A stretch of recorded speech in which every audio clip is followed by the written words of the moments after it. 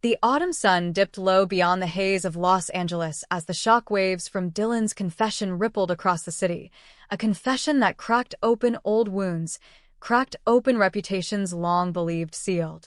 In the silent glare of streetlights and in the hush of neighbors' whispers, the news spread. The art teacher of Hayes Finnegan had admitted to striking, fatally, an escaped prisoner, a woman named Luna Nozawa. The revelation stunned everyone who had only known Dylan Galen as quiet, gentle, talented, a woman whose only sin, it seemed, had been passion for art, ink under her fingernails, and an empathetic hand guiding an impressionable boy. But now the artistry was tainted, the empathy stained. And at the center of it all hovered a question more chilling than the confession itself.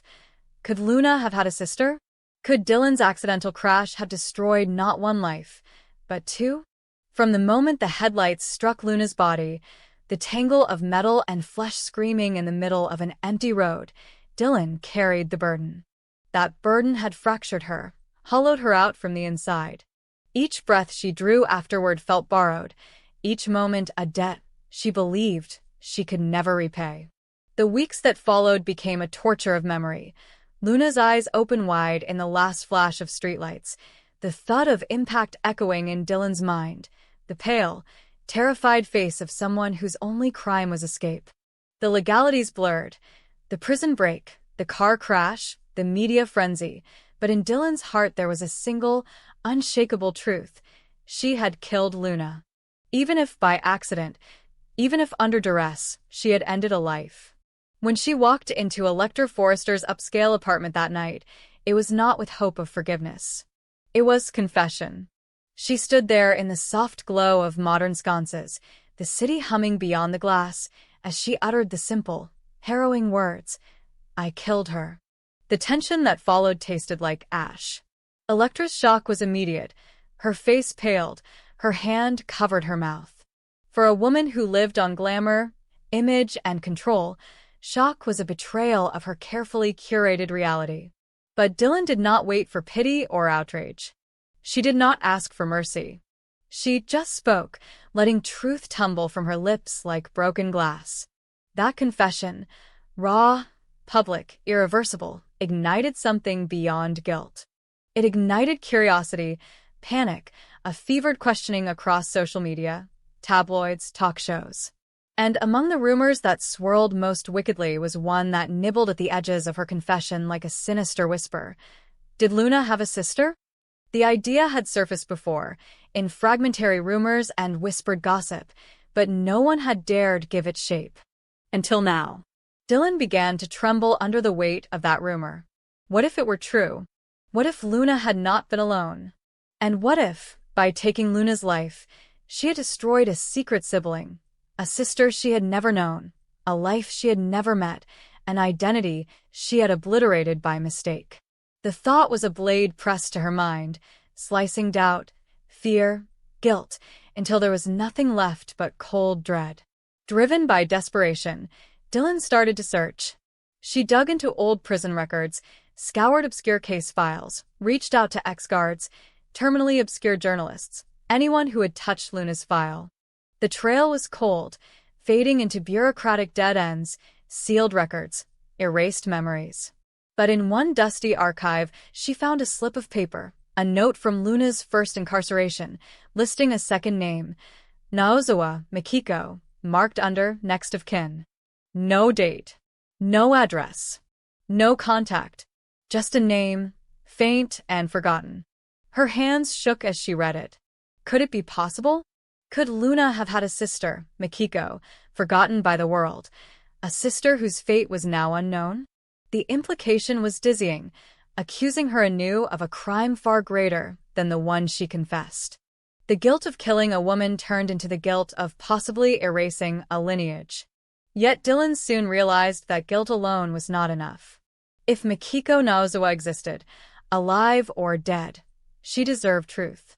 So Dylan, hollow-eyed and fragile, left Los Angeles for Tokyo under a false passport. She traveled silently through crowded subway stations, neon-lit alleyways, the hiss of rainy nights over ancient pavements. In Tokyo's underbelly, she looked for traces, Old foster home registries, orphanage logs, handwritten letters, anything. She slept on park benches, asked sharp-eyed questions in smoky bars. She followed every avenue, every rumor, a child sent abroad, a girl taken by smugglers, a girl lost behind a closed door. Each dead and bruised her spirit. Each refusal chipped away at her hope. And yet, early one damp morning, in a cramped office behind layers of bureaucracy and dust, she found something, a handwritten letter dated 8 years ago.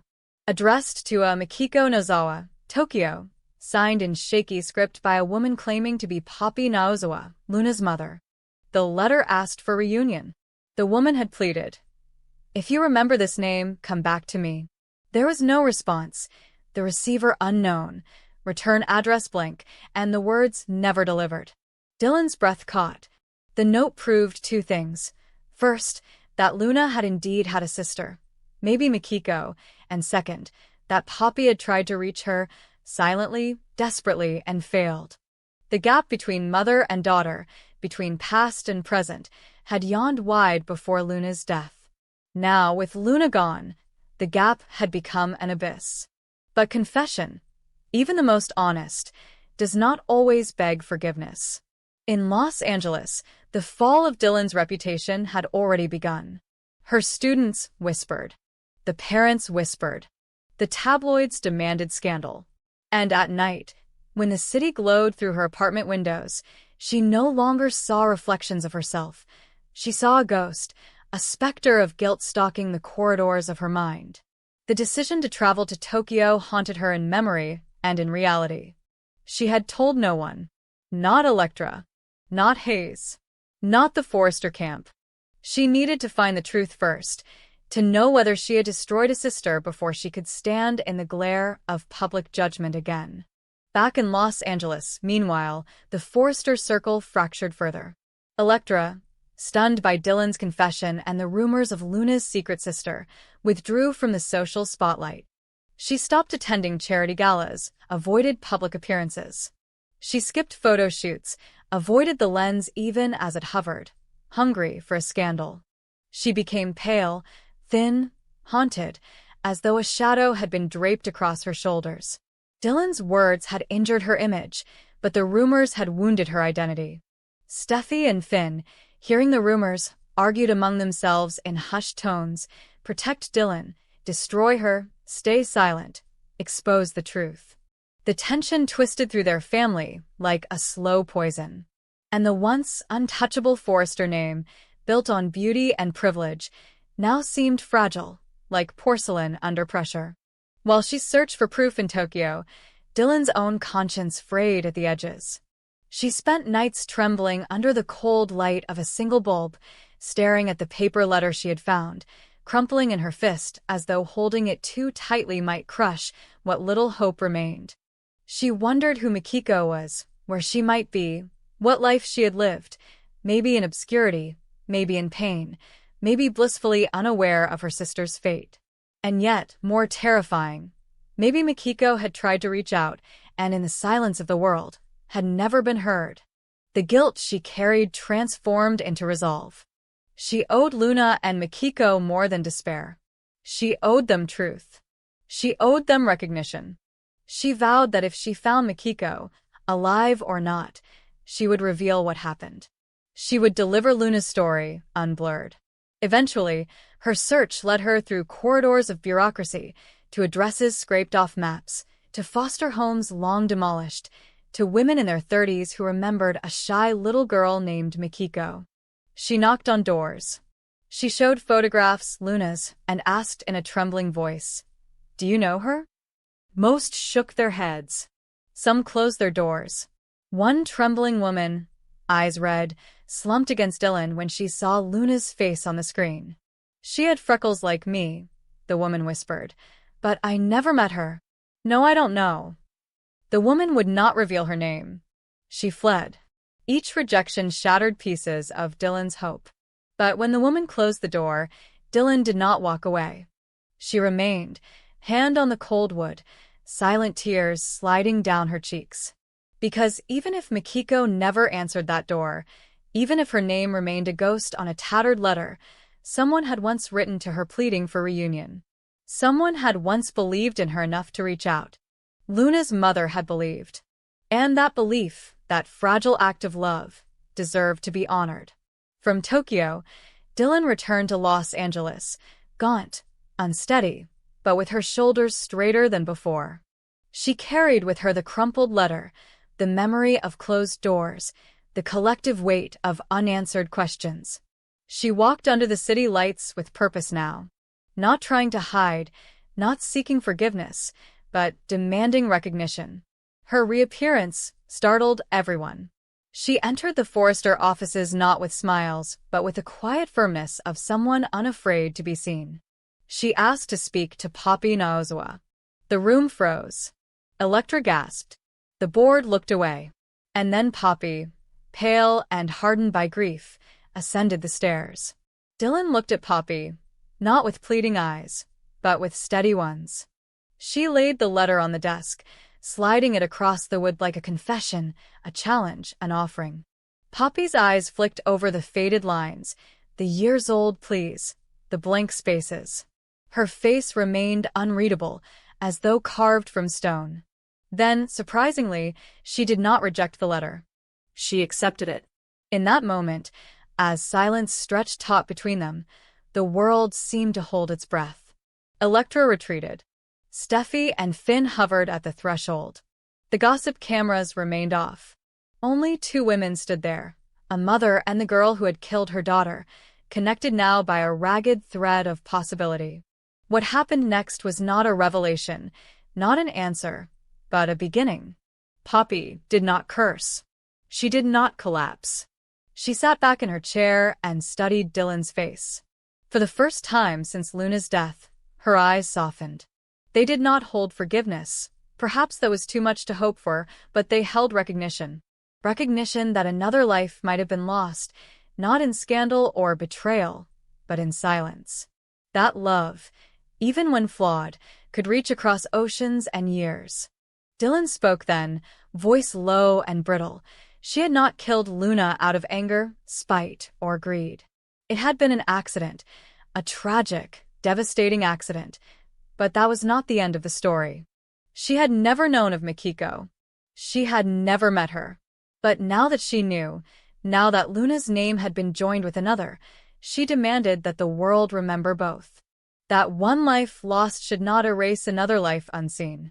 And Poppy, after long silence, nodded. A single, slow nod.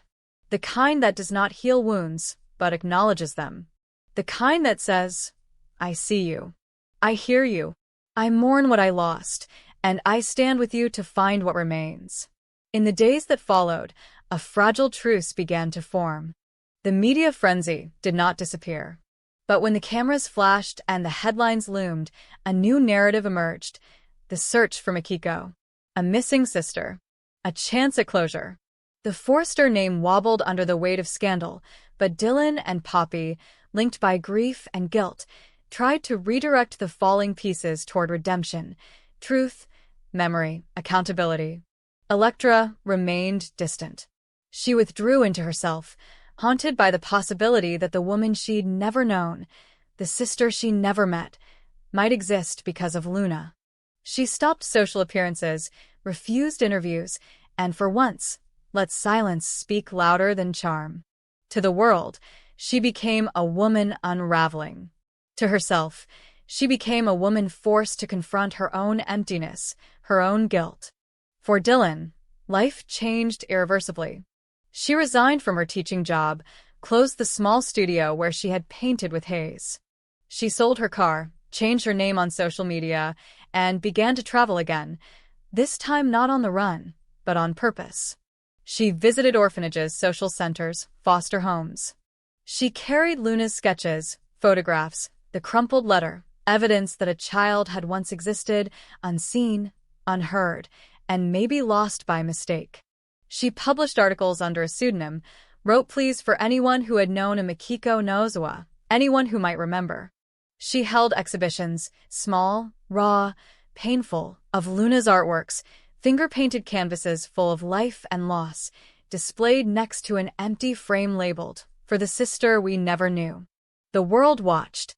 Some condemned her for guilt-washing, for trying to reshape her crime into redemption. Others praised her bravery, her refusal to let violence erase memory. But no matter what the critics wrote, Dylan knew the truth.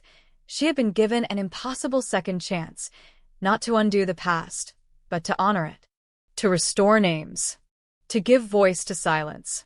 And somewhere, maybe in Tokyo, maybe beyond, there was still hope that Mikiko Nozawa might be alive. A name waiting to be answered, a door waiting to open. And as long as that hope lived, Dylan's confession would not be her end. It would be the beginning of something she had long denied herself. Penance. Purpose. A chance to let art draw life out of death, memory out of oblivion, guilt out of silence. Because in the world she had shattered, the only real sin would be forgetting.